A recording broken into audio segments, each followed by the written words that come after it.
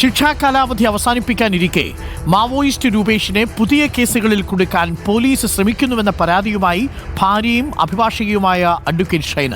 Vellamunda Maoist കേസിൽ 2015 രൂപേഷ് അറസ്റ്റിലായത്. 10 വർഷത്തെ ശിക്ഷാ കാലാവധി പൂർത്തിയാകാൻ മാസങ്ങൾ ബാക്കി നിൽക്കെയാണ് പുതിയ കേസിൽ പോലീസ് രൂപേഷിനെതിരെ നടപടി ആരംഭിച്ചത്. രൂപേഷ് പുറത്തിറങ്ങുന്നത് തടയാൻ പോലീസ് പകപോക്കുകയാണെന്ന് അഡ്വക്കേറ്റ് ഷൈന റിപ്പോർട്ടറിനോട് പറഞ്ഞു. രൂപേഷിനെ 2015 മെയ് മാസം 4-ാം തീയതിയാണ് അറസ്റ്റ് ചെയ്തത്. രൂപേഷിൻ്റെ പേരിലുള്ള കേസുകളിൽ 5 കേസുകൾ ഡിസ്ചാർജ് ചെയ്തു പോയിട്ടുണ്ട്.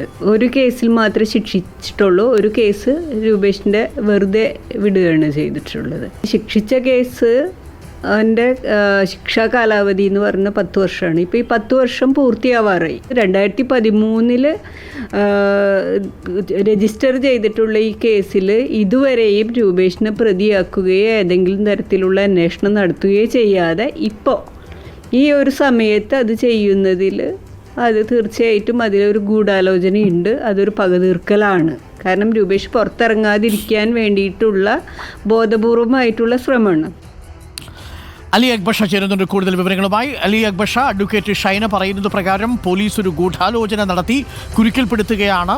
വീണ്ടും പുറത്തിറങ്ങുന്നത് തടയുക, രൂപേഷിനെ തടയാൻ വേണ്ടിയുള്ള നീക്കമെന്നാണ് പറയുന്നത്. എന്താണ് അങ്ങനെ സംശയിക്കാനുള്ള കാരണം? അരുൺകുമാർ, ഈ വെള്ളമുണ്ട മാവോയിസ്റ്റ് കേസുമായി ബന്ധപ്പെട്ട് 2015 രൂപേഷ് അറസ്റ്റിലാകുന്നത്. അതിനുശേഷം 2 വർഷക്കാലത്തിനിടയ്ക്ക് ഏകദേശം 100 ദിവസത്തോളം ഈ രൂപേഷിനെ കസ്റ്റഡിയിൽ ചോദ്യം ചെയ്യുന്ന സാഹചര്യം ഉൾപ്പെടെ ഉണ്ടായിരുന്നു. ഇതിലാണ് NIA കോടതി 10 വർഷം ശിക്ഷ വിധിച്ചത്. ഈ ശിക്ഷാ കാലാവധി പൂർത്തിയാകാൻ മാസങ്ങൾ മാത്രമാണ് ബാക്കി നിൽക്കുന്നത്. ഈ സാഹചര്യത്തിലാണ് പുതിയൊരു കേസിൽ രൂപേഷിനെ അകപ്പെടുത്താനുള്ള ഒരു നീക്കം പോലീസിന്റെ ഭാഗത്തുനിന്നും ഉണ്ടാകുന്നത് എന്നാണ് അഡ്വക്കേറ്റ് ഷൈന, രൂപേഷിന്റെ ഭാര്യയും അഭിഭാഷകയുമായ അഡ്വക്കേറ്റ് ഷൈനയുടെ ആരോപണമെന്ന് പറയുന്നത്. ഇപ്പോൾ പുതിയതായി ചുമത്താൻ ശ്രമിക്കുന്ന കേസെന്ന് പറയുന്നത് 2013 സംഭവമാണ്. കോഴിക്കോട് ജില്ലയിലെ ചൂരണിമലയിലെ മുക്കം ഗ്രാനൈറ്റ്സ് എന്ന് പറയുന്ന ക്വാറി ആക്രമിച്ചതുമായി ബന്ധപ്പെട്ട കേസിലാണ് ഇപ്പോൾ ഈ രൂപേഷിനെതിരെ ഇത്തരത്തിലൊരു നീക്കം ഉണ്ടാകുന്നത്. അന്ന് ഈ കേസ് രജിസ്റ്റർ ചെയ്ത സമയത്ത് എന്തെങ്കിലും നിലയിലുള്ള നടപടികൾ മുന്നോട്ട് പോക്കോ ഉണ്ടായില്ല. പ്രതി ചേർക്കപ്പെടുന്ന സാഹചര്യമോ ഒന്നും രൂപേഷിനെതിരെ ഉണ്ടായിരുന്നില്ല.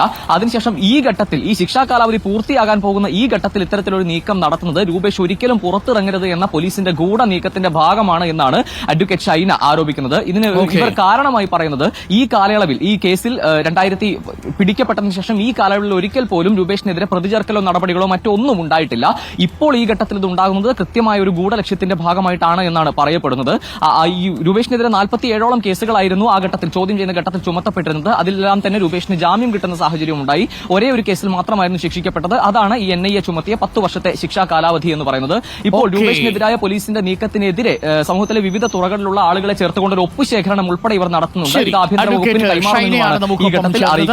ഷൈന അലി അക്ബർ ഷായോട് പറഞ്ഞതനുസരിച്ച് ഭർത്താവ് രൂപേഷിനെ മാവോയിസ്റ്റ് കേസിൽ വീണ്ടും ഒരു കള്ളക്കേസിൽ കുടുക്കാൻ ശ്രമം നടത്തുന്നുവെന്നാണ് അഡ്വക്കേറ്റ് ഷൈന ഇപ്പോൾ ആരോപിച്ചിരിക്കുന്നത്.